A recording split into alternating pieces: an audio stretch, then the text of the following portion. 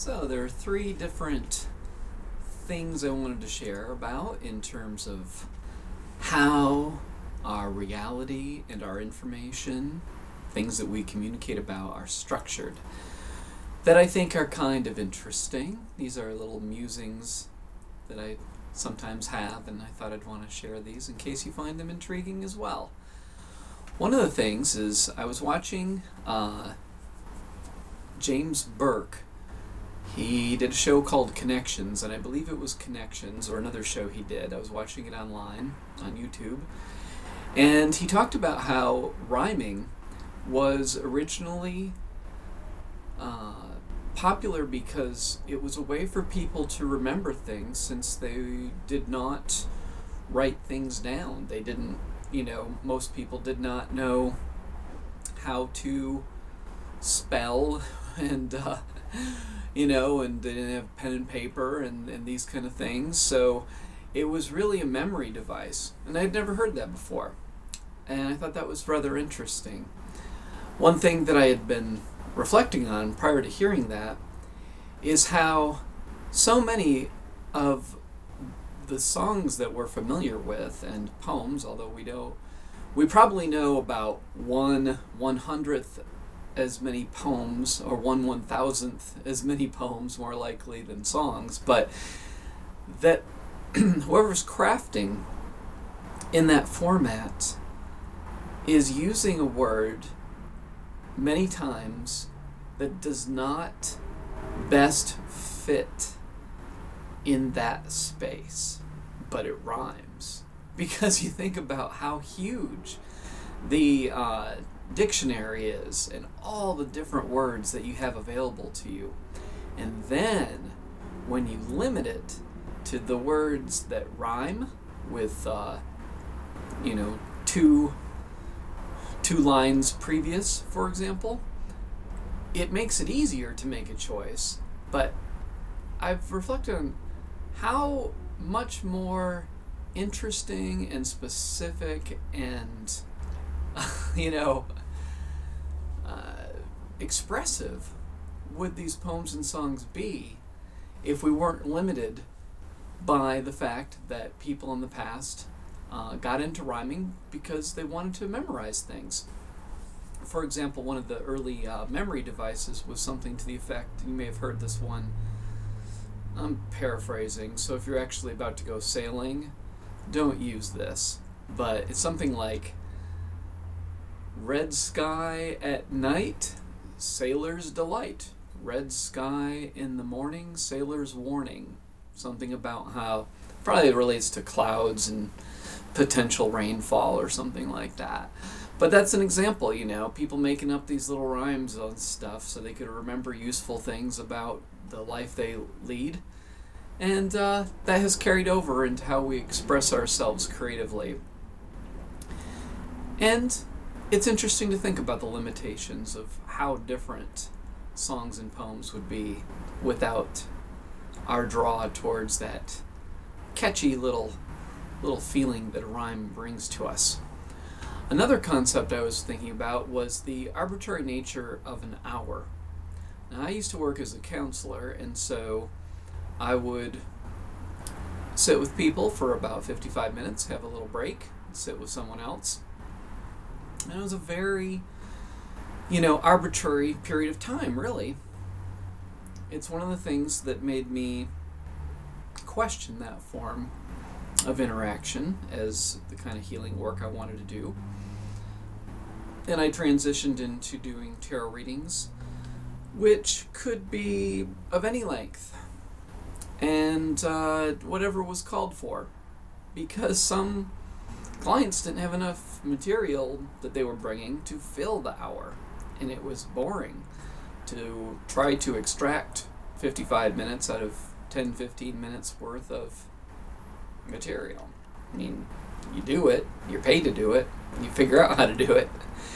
And similarly, there's some people that needed more time than that. So what if this day period was not split up into 24 segments as it is? What if it was split up into 20 segments?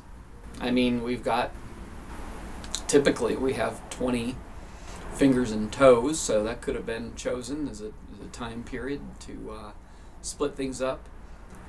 And then therapeutic sessions would be a little longer. They'd have to charge a little more, perhaps, to make up for that. And I was thinking in particular about television shows that are an hour. There was some pretty bad documentary in the History Channel I started watching and then stopped watching about. And I might start watching it again. I have it recorded. It's called Weather Warfare. About how weather can be used to attack another country or whatever. And, you know, they used for an example lightning. That you could take a rocket and you could put a wire behind that rocket, and then maybe, if you're lucky, lightning will strike that wire, and then that wire could be attached to a tank. And I thought, that's all very complicated compared to just, you know, shooting a rocket at a tank. But, you know, it was entertainment. So as I started to get a little bored with this show, I looked to see how long it was, and it was an hour, like many shows are. And that's so arbitrary. And I thought, well, you know, we have to fill up this space. And when you have to fill an arbitrary period of time like that with entertainment, that's what creates lulls. Because you might only really have 40 minutes of interesting material. And yet, you've got to fill an hour. Or you might have an hour and 15 minutes, but you've got to cut out 15 minutes worth of stuff, or stretch it out to an hour and a half or 2 hours. So we're constantly adjusting what we take in and what we create to these arbitrary periods of time. And I think that's what I like about the flexibility of what you see on the internet, YouTube, so forth. If all of my videos had to be 5 minutes in length, for example, that would be kind of stressful, and it wouldn't be very natural or organic. But they are what they are. I have a 10-minute limit or 11-minute limit currently on this channel. If I become a partner, which I applied to be, that could be longer. But for now, it's 11 minutes. And the other thing I was thinking about was the pages of a book, and how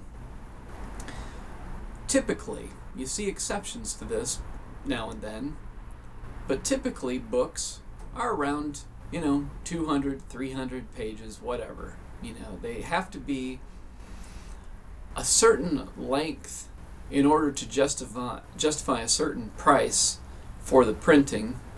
And I believe this will change, you know, as we go more towards digital formats. I think, for myself, I still enjoy the tactile nature of a book, and I'm not interested in purchasing a Kindle or other kinds of digital readers. But there could be more flexibility as those become more popular, because I believe that traditionally, if you want to charge $15 to $20, $25 for a book, there has to be a certain amount of pages in there. And so that leads to a lot of lulls. Again, the word lull in media, in content. And people are expected to read it all, even if 100 pages of it are essentially repetition or filler. How different would that be if the norm for the length of a book would be 50 pages? Things would be so much more concise. But they're kind of long. And the books I've written, my novel was pretty long, probably short for a novel, because I had a lot of short chapters was the style I was using, influenced by Richard Brautigan. And my nonfiction books, pretty short, because I just wanted to say what I said. They're at UnificationDotCom. My pen name is Mystic Life if you want to check out what I've written. But these days, I think part of why I'm drawn to doing videos is not feeling like what I want to share or explore is necessarily going to fill 150, 200, 250 pages. Maybe it's just 5 or 10 minutes, and that's enough. And if I want to talk about it some more, there can be a part 2. But as for this topic, that's all I wanted to share. Thanks for listening.